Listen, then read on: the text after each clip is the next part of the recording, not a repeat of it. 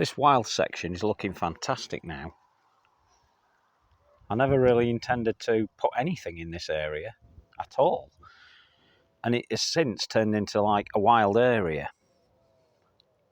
I'm hoping to possibly move it around this tree.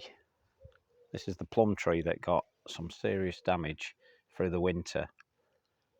And I seriously thought it might just die. It was just too far gone, but it's managing to pick up a bit. But I think I'm going to have to do more pruning once we get through the summer. I want to bring it down a little bit because it just looks a little bit silly now. And then this wild area, I reckon I could do something really good here. We've got some pretty wild looking plants in there anyway. And in particular, I must say that buddleia again. I mentioned it on my last video. And it is just amazing. I've just never seen such big flower heads on any buddleia. And this one is Buddleia Bressingham Bountiful. And it's named Bountiful, I think, because of the amount of flowers that it produces, as you can see there. Masses of them. And the parent plant, it was absolutely full of them. I saw that down at Bressingham Gardens in Norfolk, which is where I got this from. What I think might be having an impact on the size of the flowers is the fact that it is under the plum tree. And I suspect that over the years, those plums have been harvested, but also lots of them have fell onto the floor. And I think they've put some good enrichment in the soil, and that's why they are so big. And they look fantastic. So these leucanthemums were already in the garden when I came, and I didn't really want to lose them because I really like them.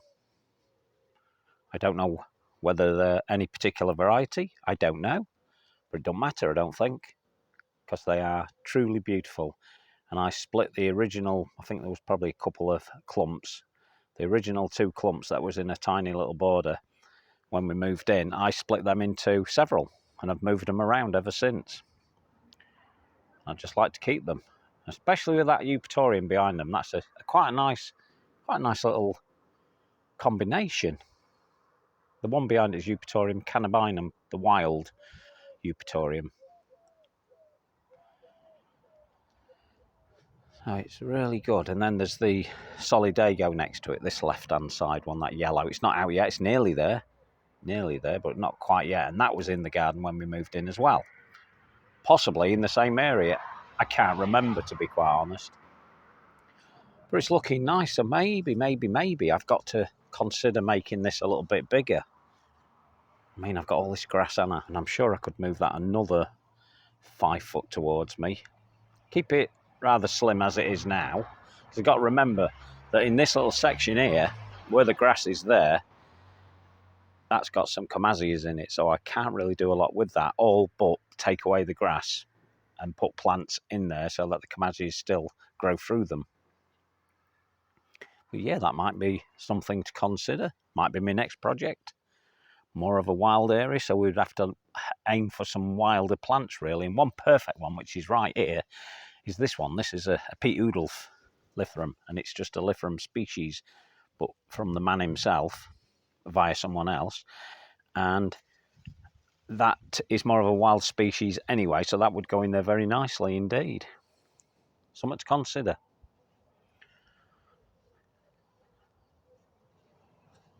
This border's really growing now. This is the orchard border. It's looking fantastic.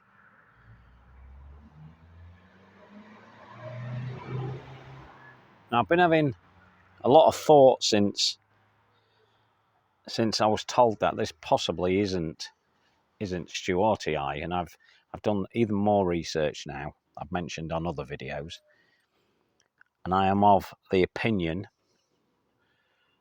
that one probably isn't Stewartii, because some books say that Stewartii doesn't actually exist as a plant, and others say it does, and you get confused. So what do you do? Well, I'm going to go with the assumption that this one is Digitalis ferruginea gigantea, because it meets that classification and the size that it gets up to. Ferruginea definitely doesn't get that tall, but Ferruginea gigantea does. So I'm going to go with that. It's such a beautiful plant, and because I've never had Stewartii before anyway, I wouldn't know what it is. So maybe someone's got confused with the names. I don't know. The person I got it from actually misnamed a mountain ash that I got off them, so a little sorbus, and they'd misnamed that, and they have told me since that it's not what they said it was. So possibly this is in that stable. But it's such a nice plant, and if you can get hold of Ferruginea gigantea, then I'm sure that's what this is. And I would much sooner go with that one than the smaller one. The smaller one's fine. It's called the rusty foxglove, the common one, and it's fine. But I like the tallness. I like tall plants. Definitely like tall plants. And again, if we're going to go with the wild theme, then we could go with this Cirsium tuberosum. Cirsium tuberosum is a wild species type. It's failing as it flops, but we could control that. We could put it into some sort of support early on, and it would be fine. And that would go in the wild area, so that could be quite nice. And I might even be able to get 1 or 2 grasses in there that have a wild look, because I've got quite a few grasses that do have a wild look about them. So that's something to consider. Definitely something to consider. While I'm filming this, actually, I'm getting quite excited, thinking, oh, yeah, get rid of more grass. As I said, I want to get rid of all the grass. Show you this while we're here. A little bit further on, but I've still got to get hold of 2 more pallets. I've literally just screwed these together at the moment. And I can't do anything about making them level because this is a bit of a hillside, really. It's a bit of a, well, more of a gradient that goes uphill. So I've had to leave it as it is. I think it'll be fine. Actually quite nice, actually. It looks good in itself, just being there. Isn't it weird how something like that can just look good?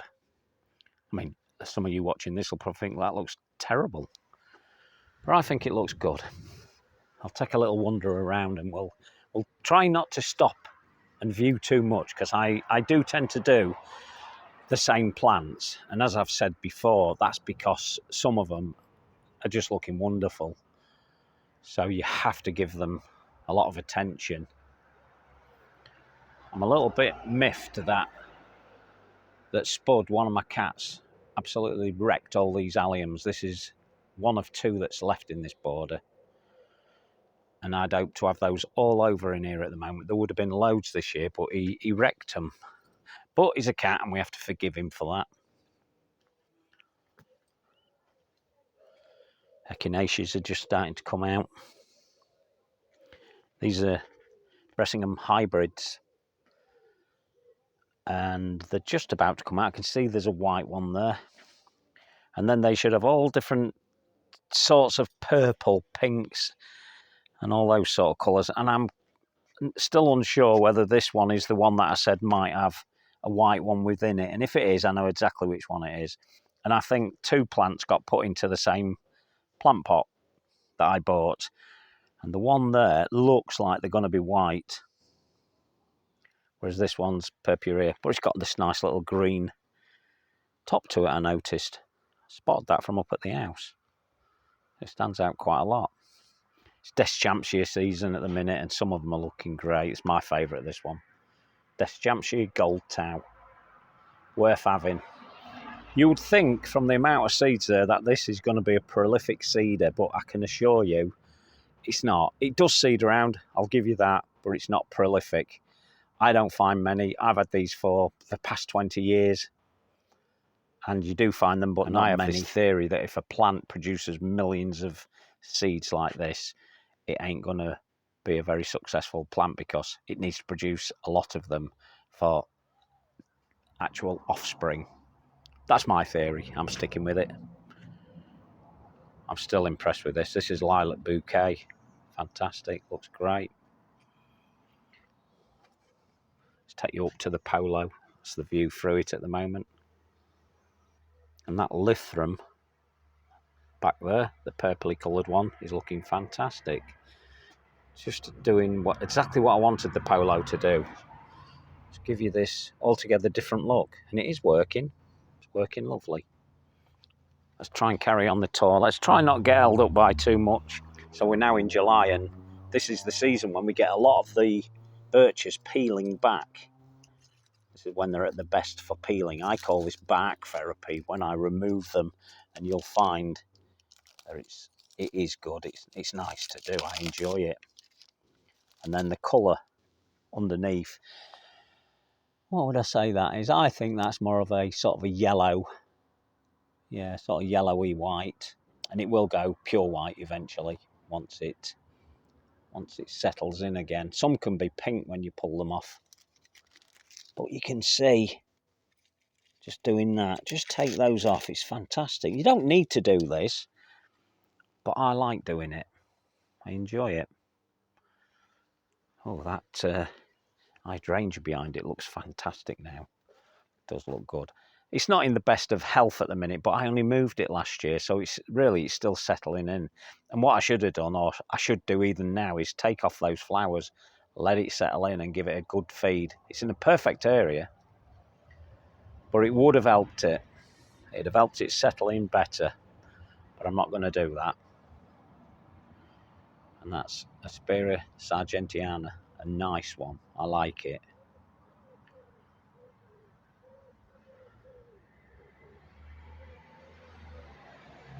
Some of the miscanthus are starting to look good. This one's cabaret. Starting to look good. Quite an impressive clump. It needs another season and another full year really to get that one going, and that'll be more impressive. Just have to wait.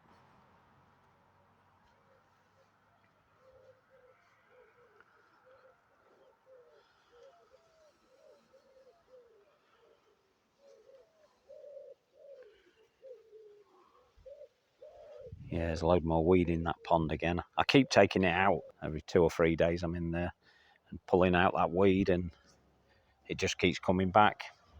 Not sure what brought it in, but I saw a heron flying over the other day. It would have landed in here at some point, because they do. As soon as they spot some water, they're in there to see if there's any fish. And they are notorious for bringing in weed, pond weed. As soon as they step in there, if it's on the feet, in it goes. You got it. What can you do? Nothing. Absolutely nothing. I don't mind it. It's quite nice around there. Looks quite nice. There's a lot of water boatmen in there now. Every now and again you see the water move, and you can guarantee that that's a water boatman. Little flying insect. So this is a nice miscanthus. A little bit more of a rarity. And I can't say that I'm very impressed with it, to be honest. It's one called Gilt Edge. It is nice. Definitely nice. I love that gilt edge on it. I think it would prefer a better soil than it's got here, because it isn't doing brilliant. And it's very slow as well, I've noticed. Anyway, it's all looking good here. This border's really coming to life now. There's another miscanthus cabaret there. That's looking great. They're definitely worth having, this particular one, because it only makes about 6 foot, and it's a clumper. I've never seen it flower. I believe it does in some areas, not for me. Now then, this is a bit of a nightmare for me, because that has caused a problem. That's a eupatorium. I've been finding a lot of this around just lately, where the tips have been snapped off. Now, we got some sort of a, what was it? What I saw some sort of caterpillars on these the other day. Most likely a moth or a fly type. And it's a eupatorium, the big one, prairie giant. And I have to say, I thought I was going to be well impressed with this year, but it's only sent up two stems, and now one of those is damaged. And these flower off the tips, so we're not going to get a lot of flower off that. It's a shame. Again, I don't think it likes the area. Either that, or it isn't proving to be a very good plant at all, and I thought that was going to be fantastic. I guess I'm swayed a little bit because this is my own Eupatorium. This is Eupatorium purpureum, and I call it Skinny Mini. Now, I don't know how far away this is from the original plant, or the plant that is called Eupatorium purpureum, but I've always liked this from day one. I've had this since 2003, and I separated it out from a batch of plants I'd grown from seed. I separated it out on the morning when I had my garden open in a previous garden because I liked the look of it. It looked different to all the others, and it wasn't. And thinking back, it had these purple stems, and I think that's what separated it. As a baby, it had the purple stems. The others were all green. And I think, even though I wasn't that experienced at that time with Eupatoriums, I think that's probably what made me look at it. I still think it's a good plant, and I still think I'm going to keep it as Skinny Mini, and I still think it's worth bringing to the market. It's fantastic. It has a good upright habit and skinny. That's why I called it Skinny Mini. And it loves it in this particular bit. I've got several clumps around in this garden. There's another one here that isn't as good, but this is on a bit of a bank itself. So that's why it's not doing so well there, because they do prefer a moisture retentive soil, which it is there really, but not as good as this one here. Let's whip you back to that one again. You can see there's a massive difference. Now this is the Deschampsia that my friend found. He's already started selling it as a named variety, which is a bit naughty really, because it really needed trialling, and he hasn't given it a chance to see if it remains stable. It's remained stable for me. We're in its third year, but that doesn't mean in year 4 or 5 it won't go to a mediocre plant. And he calls it New Gold. I don't like that name. I think that name's rubbish. I was going to call it Mayan Gold, which I thought was a lot nicer, and I still may bring that to the market myself. Plants do get brought onto the market, new ones. There's different names. It's quite common for people to do that. I think people get a little bit excited, but it is really good. And I do know the two parents, or what I believe to be the two parents of this, and I've said it many times. One is Deschampsia Goldschleier, and the other one is one called Cabana Buta. Cabana Buta gives it the size. This is 5 foot, and then Goldschleier gives it the colour. Now Goldschleier only makes possibly 2.5 feet, so you can imagine this 5 foot is way bigger. So fantastic. Let's have a look up here. This is Cynara cardunculus. Oh, the skies above it look fantastic. Don't know how good that's looking on camera, but it sets the scene. This is the best this one's done. It's looking great. It's nearly at the phase where it's going to show the purple colour, and I wouldn't care if it stayed like that. I like it. I like it a lot. Now, I've been trying to grow a miscanthus in here for the last 4 years, and every year they've been looking great, and then suddenly they turn to this rubbish. And I'm saying that this is rubbish because I've got 2 other ones from the same clump, and they're way on from this, so they're not liking it down here. They're absolutely not liking it, and I've tried different varieties of miscanthus here. None of them have been very successful in this little particular bit of the garden, whereas there's another one there, totally different variety, and it's doing fantastic. What's that? 1, 2, 2 foot, 3 foot away? It just shows you what a difference just moving them a little bit away from where they were originally can make. What a difference. This is the euphorbia that I didn't hope it would die. I thought it would die. It looks fantastic. I really am in a quandary at the moment about this one, because I've got it to this stage and I'm thinking I want a cortaderia in here, Patagonia, the really nice one that I think would look really good here. Never really expected this to go, but if I do put Patagonia in here, then I am going to have to move quite a lot of plants. I am anyway. I'm going to have to move a lot of plants, whatever, because it's just huge, this, and it's good. I can't believe I've got it to this stage. Now this proves that we're getting warmer summers, because it's got to this stage, and even through winter it was looking fairly okay, and it remains so. It's got some lovely seed heads on it. We're closer to one here. There you go. And it's called the honey spurge. And believe me, I had a smell of that when they first come out, and it smells exactly like honey. So that's really nice. Now we're here with this monada, and I like this monada. Again, I've got it into the wrong place. I've put it, well, I haven't got it in the wrong place because this border is a bit of a trial border, really. I've been messing about with different plants. And I put that one there because I thought it would do well, and it is. And as I said, I thought the euphorbia wasn't going to make it. And it's next to the euphorbia, so the euphorbia is taking over, really. This monada is called Gewitterwolk, or Gewitterwolk, I've been told, is how it's pronounced. And I think I'm just probably going to move it somewhere else in this border for now and see what happens. I've got to have a good think about this one. I must take notes as well. We must do something about it because it needs to look better, and it can look better. Some of the plants are working really well and some aren't. And I'm never afraid to move things around. I'm never afraid to experiment either.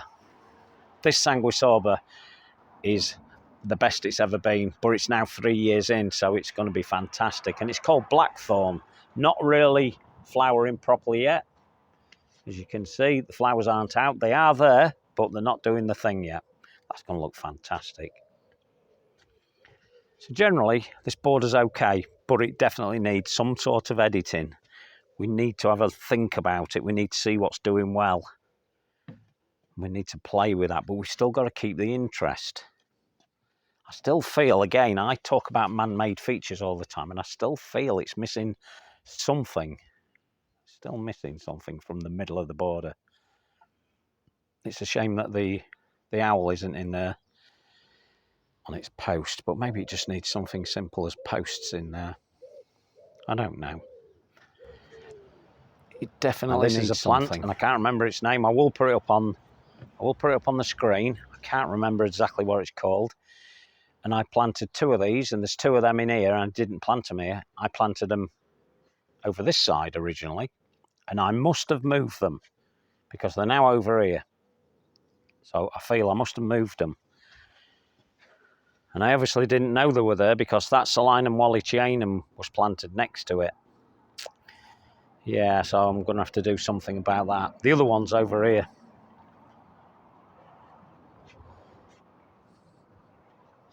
And I would not have planted that miscanthus next to it. So we've got to do a little bit of editing, and we will.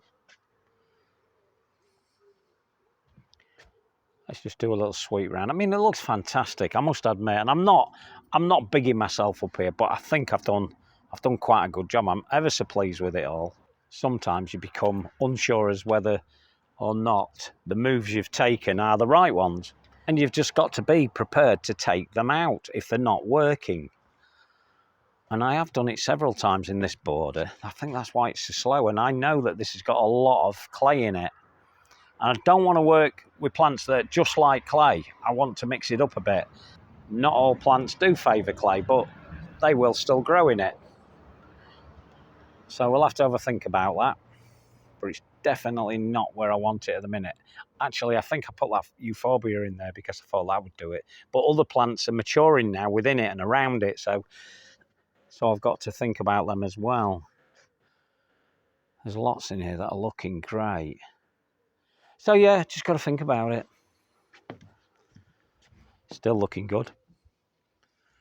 It's coming to the end of its flowering, but it's fantastic. That's a Lythrum, Salicaria, Firecursa, looking brilliant.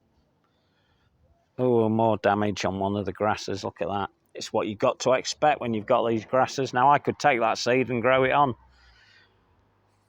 but I won't bother because I will find those around the garden anyway. It's looking quite nice, quite nice. Look at this. That's a begonia. And this one is definitely a... Oh, where's it gone? There it is. This one is definitely a repeat flowerer. It's called Morgenrot. I don't know if that means morning red. Morgenrot? I don't know. I don't know what language it is. But it's nice. It's nice. Look at that. It flowered quite early on. And I know it's a repeat flowerer, which is quite rare, I think, for beginners. There you are, looking good. This is an Innula Uckrii, or I believe it is, but I've since been looking at a plant called Telekea, and I'm not sure whether it's changed its name to Telekea. I will have a look, see if that's the same plant, and I'll put that up on screen so that I can tell you whether it is or it isn't. Yeah, this is the owl border. I've been removing some of the digitalis purpureas, them ones there. There's quite a lot in here that I've taken out now. I've allowed some of them to seed, and I've thrown a few seeds, but you've got to be careful because they produce thousands of seeds, and that can be quite a successful plant, so I've taken them out. This is a nice panicum, very upright. It's a Panicum virgatum Northwind. Strange how they get the names. I always say, I wonder how they thought up them names. I don't know how they thought them up. It's a bit like me with Skinny Mini. There's another Skinny Mini talking a Skinny Mini. This was actually going to also be called Long Tall Sally. The two names were Long Tall Sally and Skinny Mini, and I like them both. But Skinny Mini seemed to stick. So that's what I've named it. Pigeons are a bit noisy today. Hey, there's one now. Look, there they are. I get loads of these. These are stock pigeons or wood pigeons. I don't mind them in the garden, but they do annoy me at times. But it's nice. Millennia's starting to come in. It's nice. There's a Stachyus here, but they've changed the name. I will put the name up. This one is a Stachyus called Humelo, but they've changed the actual first bit of the name now. They keep doing it, and I can't remember what they've changed it, so I'll put it on screen. But it's a very nice little plant. Small, needs to be at the front of the borders. Don't put it in the back or you'll never see it again.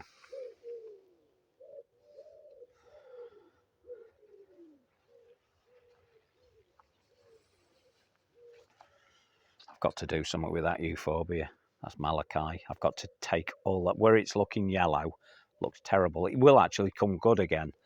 But I've got to make the decision as to whether I take those old ones off. One or two are dying away now, so that suggests to me that maybe I should take them off. The thing is, they should be flowers, and they're not. It doesn't flower. It's not very good at flowering at all. So I'm going to take all the big chunky ones that you can see with the thicker stems, and we're going to see what happens. Now, I've took cuttings again this year. My cuttings are very blue indeed, and what happens over winter is, or when it starts turning cold, is we get purple tips on them. So it looks really nice, but it's very shy to flower. But that's how it is. I've looked into everything, so if anyone makes any suggestions as to why, believe me, I've investigated everything as to why they're not flowering. And the only thing I've come up with is that one of the parents could have come from Lambrook Gold, because I had it at the time. And Lambrook Gold can be shy to flower, so that could be one of the parents. Now, I know the purpley bits come from one called Purple and Gold, which I've also got, which is here. That's a baby of it, tiny one I picked up in the Lake District last year. So that's Euphorbia, Purple and Gold. And I strongly believe that that is one of the parents, and that Lambrook Gold could be the other one. Oh, another Deschampsia here. This one's called Silver Mist. Lovely. Look at those seed heads. They look fantastic. And then it's clump forming. It would prefer a more damper area, to be quite honest, but it is what it is. And it's fine. Looking good again.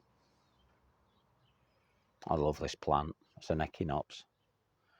Really got to be careful with this one if you're going to plant it, because they will seed around. A nice one. I've got a new one down here. I can't even remember the name of this one. It's a 5 to 6 foot flower stalk eventually. It's only tiny at the minute, so I'll not talk too much about that one because there's no point yet. Next year could be a different story. Now, I have to be careful with that one. It's a lot more spiky, by the way, this one.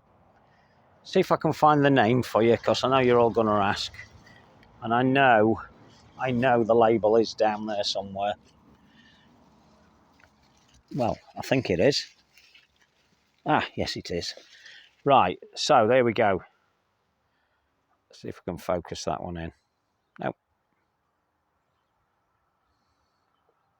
There you go. So it's Echinops tyanshanicum.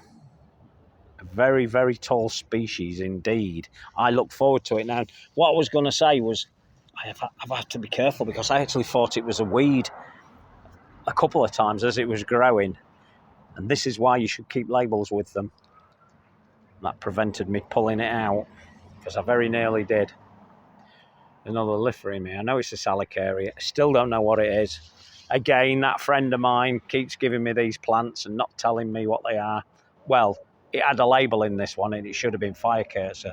I think it's one called Robert, but it's a bit tall for Robert. So I shall do some investigations and we'll see if we can ID it.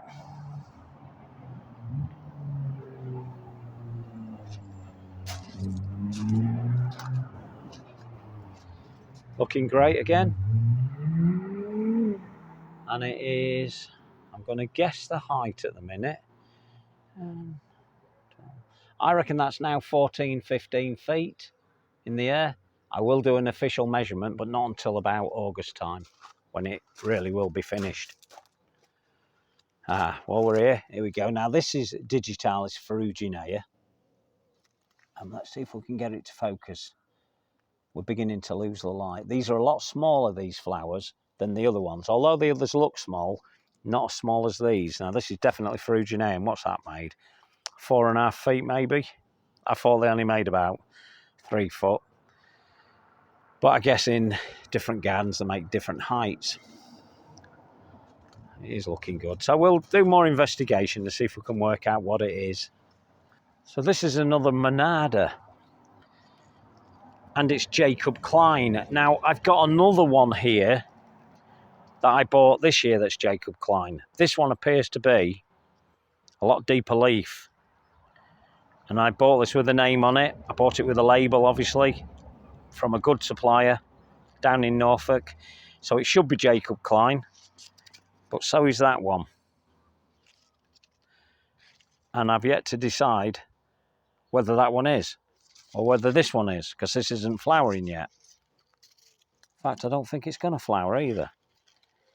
But we'll see. We'll just take notes and have another look at that at some point.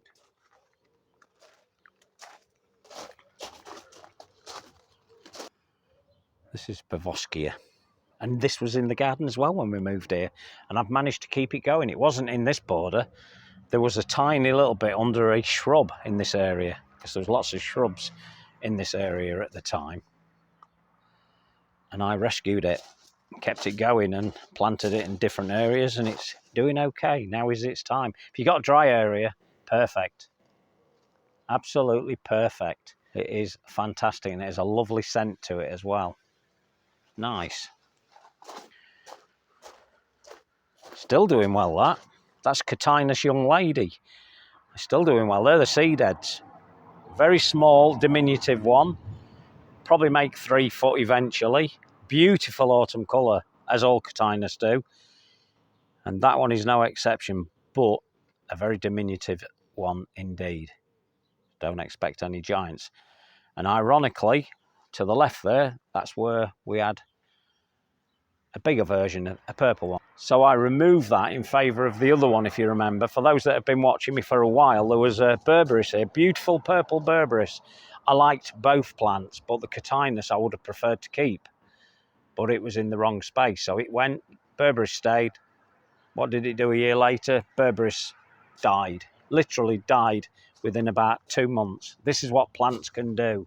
They can just suddenly turn tail and die, and it did. Died on me, can't believe it. And I've never had such a mature specimen of Berberis. Typical, absolutely typical.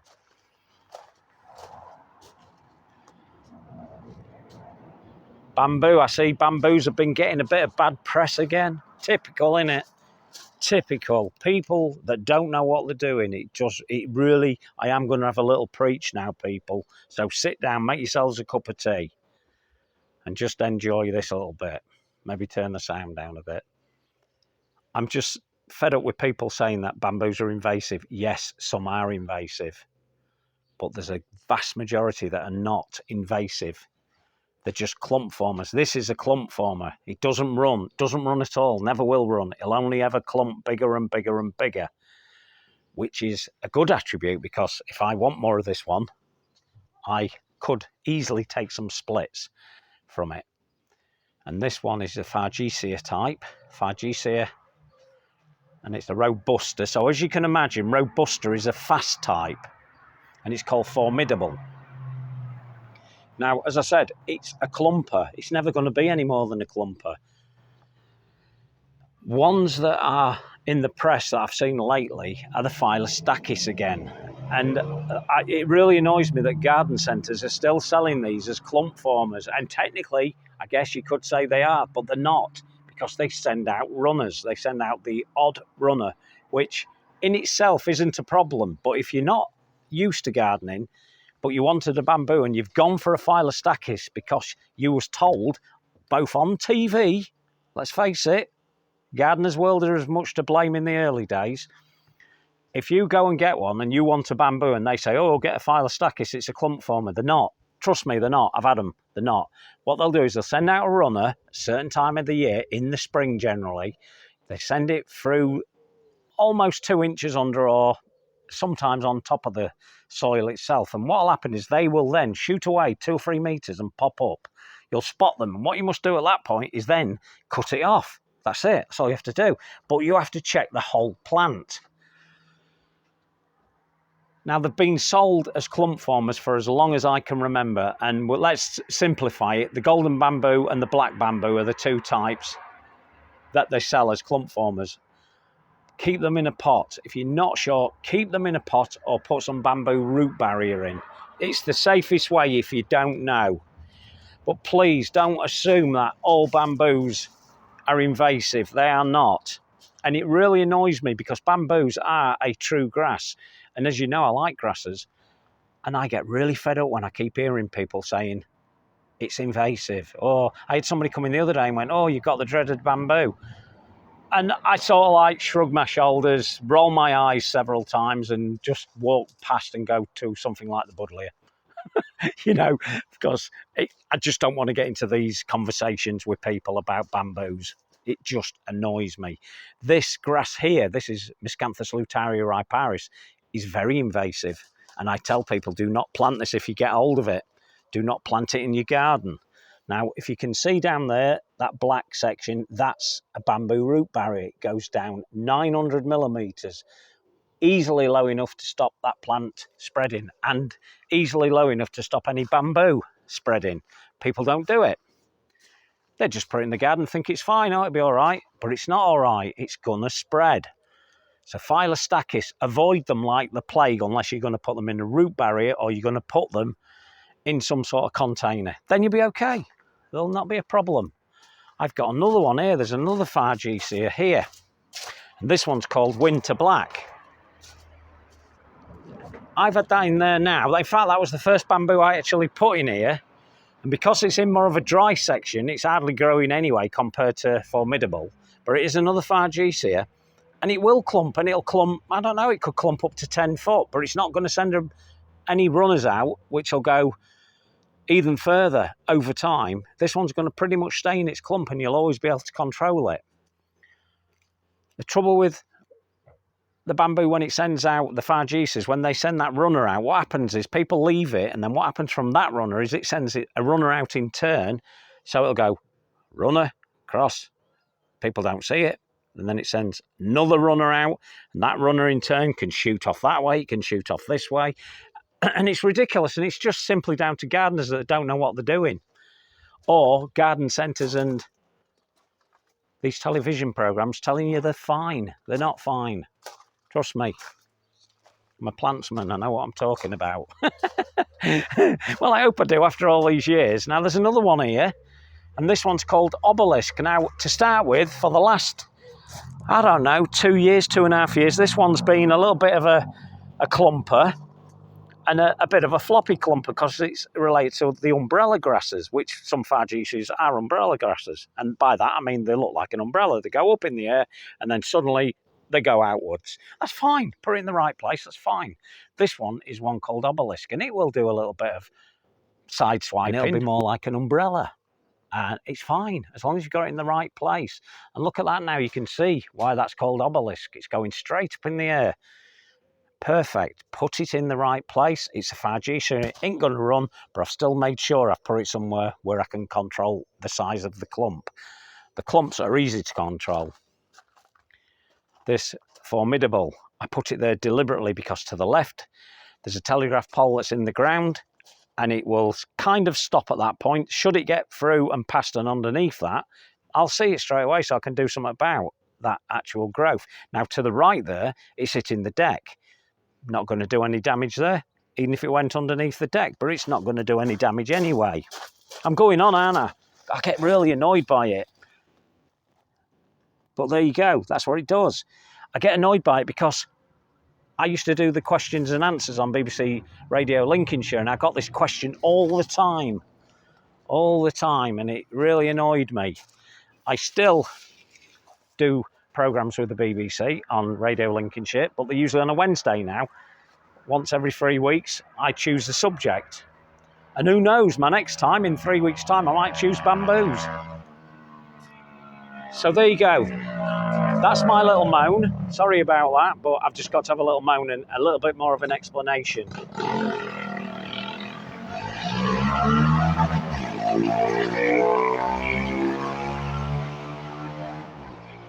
So you obviously heard that. I have to put up with that. I get that all the time because I'm on a corner. I just have to put up. I don't usually mention it, but that one was particularly loud. But you've got to put up with it. Let's go into the Nook, see how the Nook's doing. I love this now. Oh, before we go in, there you go. Kathy made me that little sign out of it's an old roof tile.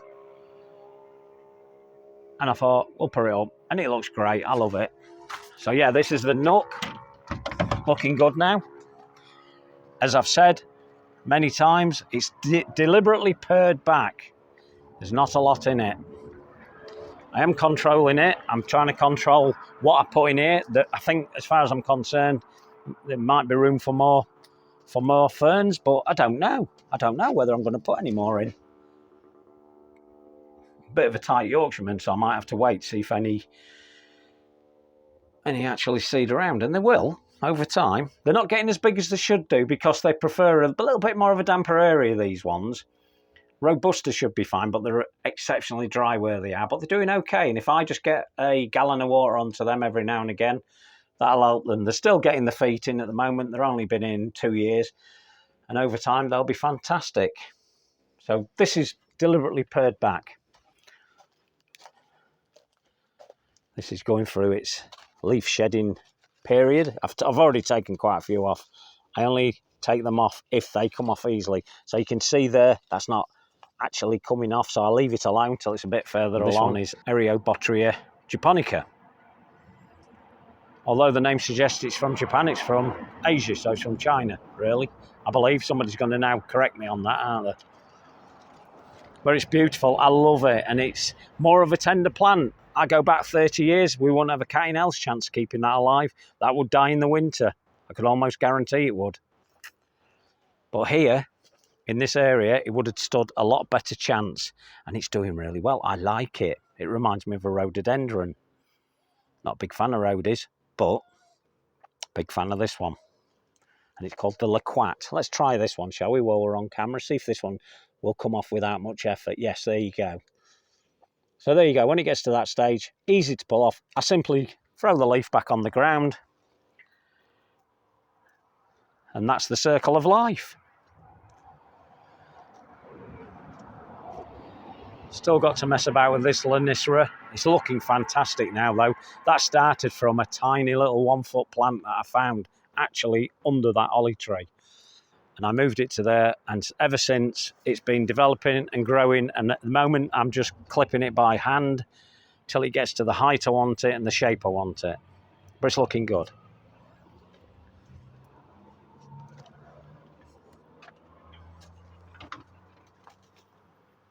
Nice little tree. That's Sorbus Leonard Messel.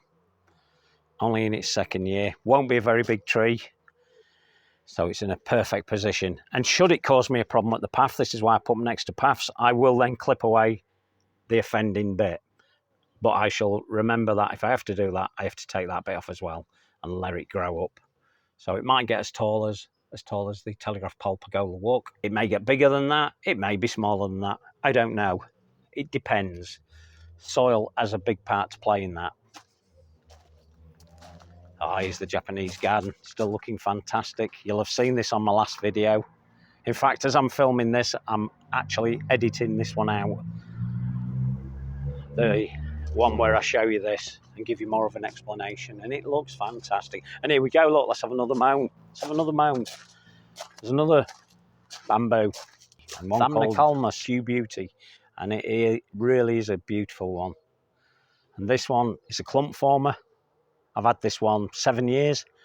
It's been in this garden for the last 4. I've taken splits off of it. And I can continue to take splits off of it, but it will only ever be a clump former. Highly unlikely to ever send any runner out. In fact, it won't send a runner out. I'm that confident.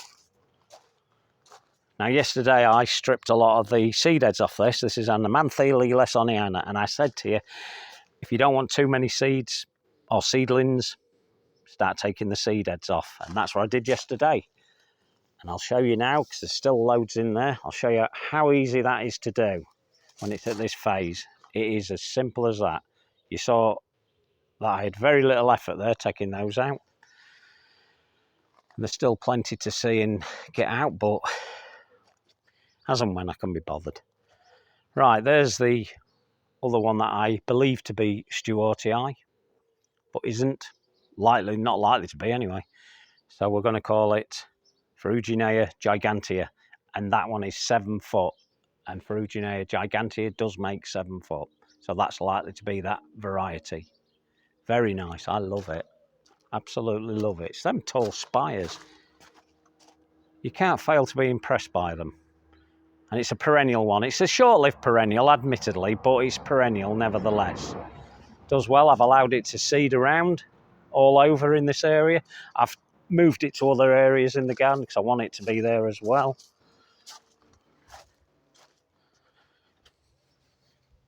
This is a euchra and it's villosa, and it is a particular type, macro something or other, I can't remember it, macrorrhiza. This came from Ben up at Cliffbank Nurseries, and I have seen it before. I got it from Ben, but I've never really grown it because I never really trusted it was hardy enough. And I guess because of the weather we're having, I think we're getting away with it. I suspect that would be more or less an annual if I went back 10, 20 years ago. But now it's doing well. It's very, very soft. Maybe somebody will contact me and say, no, it can take -50. I don't know. And underneath it, that's hiding away there, is a seedling from a euphorbia. And it was very impressive when it first came up. Now I've left it there where it is, and I am going to pull it at some point, lift it, put it somewhere else, because it was a very nice colour, if I remember. And I've got that many different euphorbias in here that I don't recognise it as being from any of them. So it could be just a chance seedling, a cross-pollination, and it produced this lovely seed head, which says to me purpurea. But it was totally different to purpurea, because I had a purpurea at the time with the seed heads on. It looked nothing like at the time. It was a different colour completely. So we'll just see, and we'll live in hope.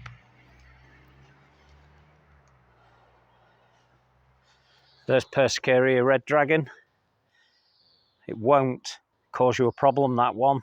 It won't spread. It will come from its central clump and die back into its central clump. Yes, it may get bigger over time, but who cares? There's another good euphorbia there. That's Mercenites. Fantastic. I just love that one. I've got it all over. In fact, that one itself was the seedling that found itself over here. Don't forget, ants carry them around. And that can only have got there by ants. I think, anyway. Now remember, think back or rewind the video to the grass that I said he's been in the same area. I've had several in the same area. Terrible. This is the same plant, different area. Look at that. What a difference it makes, putting it in a different area. So I think this is a serious problem under that soil, and I'm going to dig it out and see what's going on. This is a nice Achilles. It's quite a strong upright one, but it still really needs to be contained, because in the winds that we're likely to get through, it's definitely going to knock it over. And this one's called Achilles Credo, and it's an Ernst Pagels one. Fantastic. I absolutely love that one. I love the strength of it. This here, this is Clasia bulgarica. Look at that, 7 foot. It's got to be. And this is going to produce the white flowers.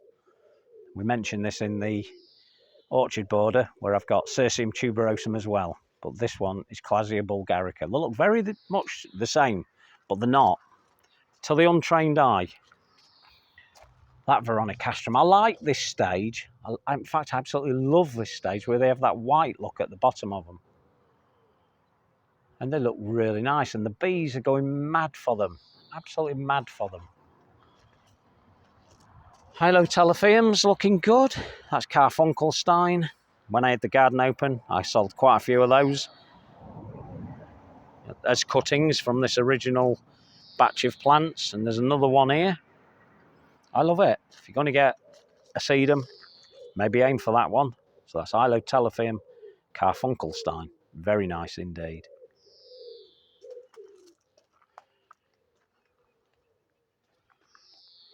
Let's have a look down there. Look at that. I love it. Honestly, absolutely love it. I'm a right geek. In fact, I'm king geek. I'm sure I am. Oh, look at this. I just spotted this now. This is doing really well now. This is Verbascum chaxii. And I think it's called Ivory Tower. Not sure. I think it's Ivory Tower. Let's have a look. Is the label still with it? Now, this my neighbour brought me. No, I'm wrong. Pleased I looked. It's called Snowy Spires. And it's wonderful. Out of all the Verbascums, I think chaxii is one of the nicest. Short-lived perennial will come back hopefully next year, but sometimes they don't. But it will set its seeds around. And it looks particularly good with that Elymus.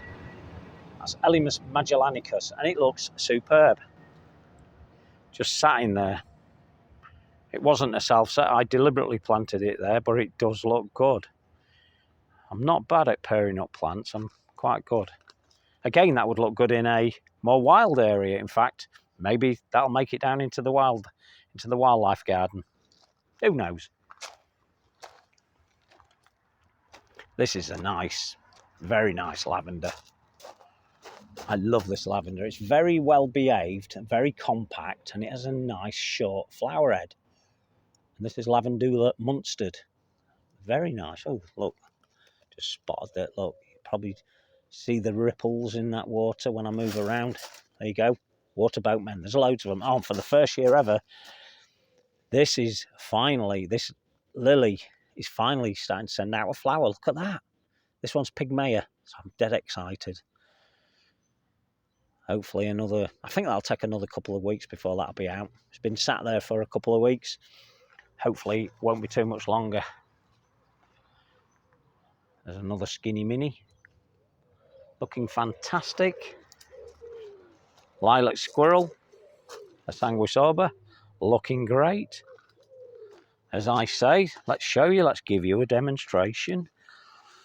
If it was windy, I wouldn't have to do this, but what we'll do is we'll show you. Look at that. I just like it when it does that in the wind. It's fantastic. Symphotrichums starting to come out. The old asters. This is a New England aster.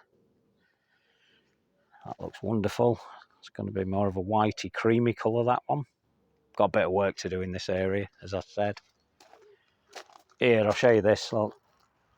Now that's all the seed heads from Anamanthele lesoniana that I took yesterday. Thousands, thousands and thousands. That's why we have to control them. I've got 2 Millennias in here. This one's called Storm Cloud. This particular one. Don't know why. I've not been able to find this one online. So, as I said in a previous video, I wonder if somebody named it. I don't know. Can't find it. No reference to it. Whereas the one behind it is Carl Forster, Millennia And that one is an Arundinaceae type, so the taller type, and that one is, I don't think it's showing very well. Here we go, look, there you go. So that is a Carl Forster, and that will get a lot taller. It's not there yet.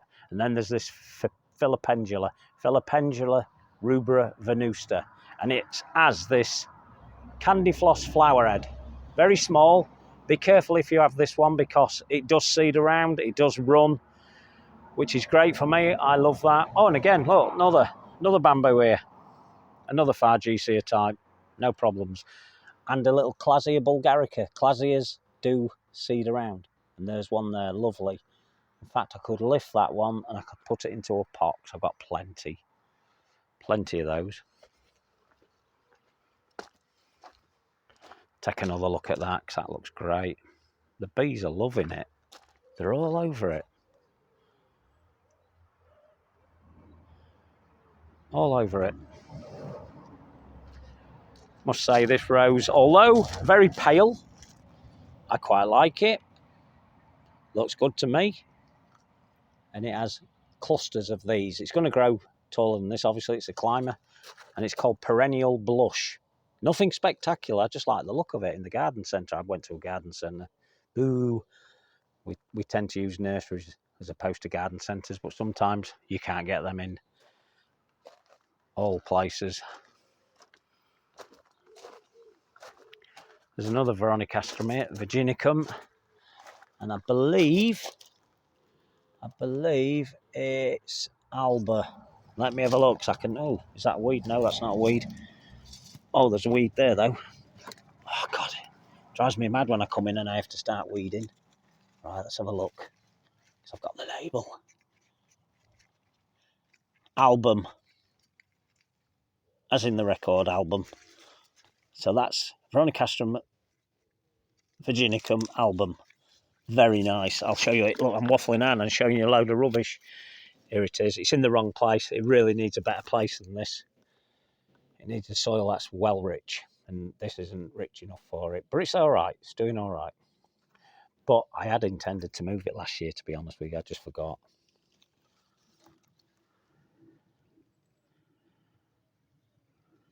That Arundo Donax macrophylla is doing well now. Said that once we get to the longest day, not the shortest day, once we get to the longest day or shortest night, that one really kicks in, and it is doing. And it'll be about 4 or 5 foot. No, about 3 or 4 foot taller than it is now. In time, this Cortaderia looks superb. Always looks superb. Very big clumper, so if you're ever going to get one of these, be prepared for that. I don't mind that. That was put here deliberately because of that. But what a grass. Cortaderia richardii. Fantastic.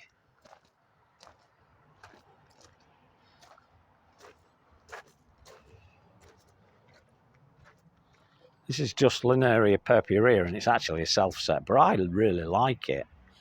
I just like it. And again, another one for the wildlife area, maybe. So this is Dormia and a Monicum, and it's got its seed heads ready to go. So I'm going to collect a load of those and see if I can grow some from seed. I paid a fortune for the original.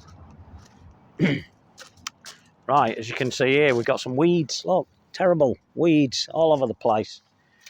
It drives me mad, and I can't always get back to them quick enough. But eventually I do find them, and I do get them, and I take them out, because I can't be doing with them.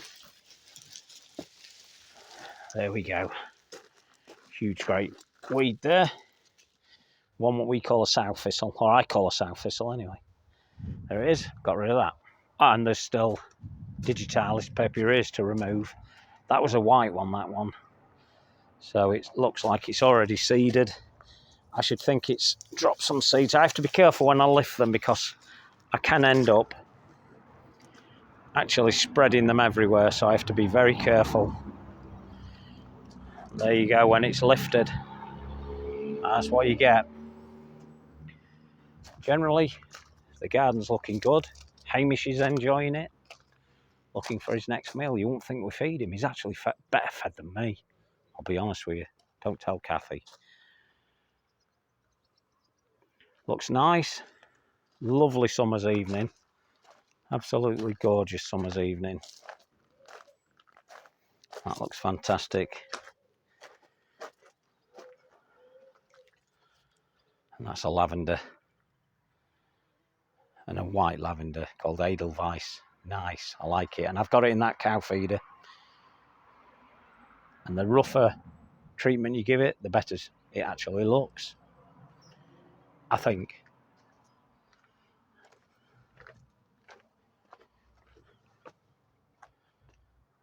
Look at that, just the ordinary. Well, actually, this one isn't an ordinary one. This is Verbena bonariensis, you'll all be familiar with. This one's called Buenos Aires, or a seedling of the original Buenos Aires.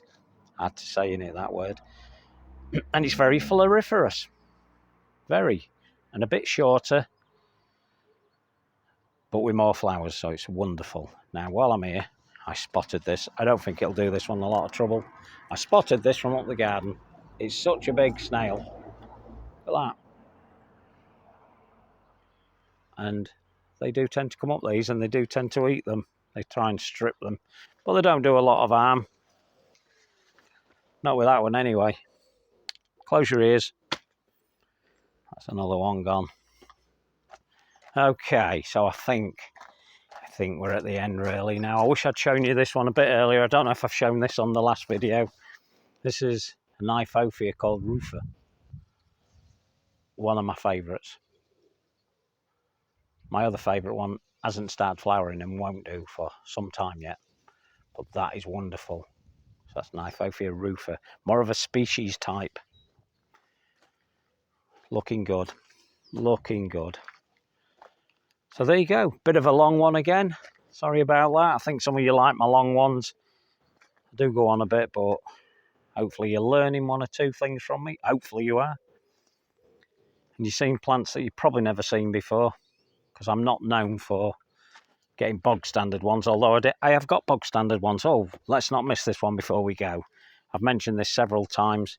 Lysomachia clethoides, commonly called the gooseneck loosestrife. And that's what it looks like. Another plant you shouldn't have in your garden, because it is a bit of a very successful spreader. So I would avoid putting that one in if you're not very much in control of your garden as it is. I'd avoid that one. As you can see, I keep it in that little bath. That contains it, so it's fantastic. So there you go. We can't be much further away from the miscanthuses. They are starting to send up one or two seeds, but they always do this. The seed heads come up, one or two come up before the main show, which won't be very much longer now. You can see there's one there with a pink. That's more what it should look like. When it gets going, it'll be pink and massive. These ones here are a bit of a poor show, but this is what miscanthus tend to do. Send the odd one up. I think they're almost testing the weather. I think they're coming up and going, oh, do I like it? Oh yeah, it's all right, lads, come on, up you come. And then all the rest of them come up. They look fantastic once they do. And then this Ligusticum, lucidum, subspecies lucidum, is now starting to set its seeds. Fantastic. I can't wait. They're not ready. They're not far away, but they're not ready yet. So Ben, if you ever watch this, get ready. You're going to have about 200 million seeds coming your way. And I won't even charge you. Okay, that's it. That's another video for you. Hopefully you're enjoying what I'm doing. And I hope you're telling your friends about it and subscribing to the channel. It doesn't cost you anything, as you know. And hopefully I'm giving you more of a layman's view on gardens. You don't have to be an expert. You just have to want to do it, be passionate, and enjoy it. And get out there, give it a go. Why not? That's what I do. Look what's happened. And it can be a lot of hard work. But by heck, it's worth it. Okay, I'll touch on the next one. Ta-da.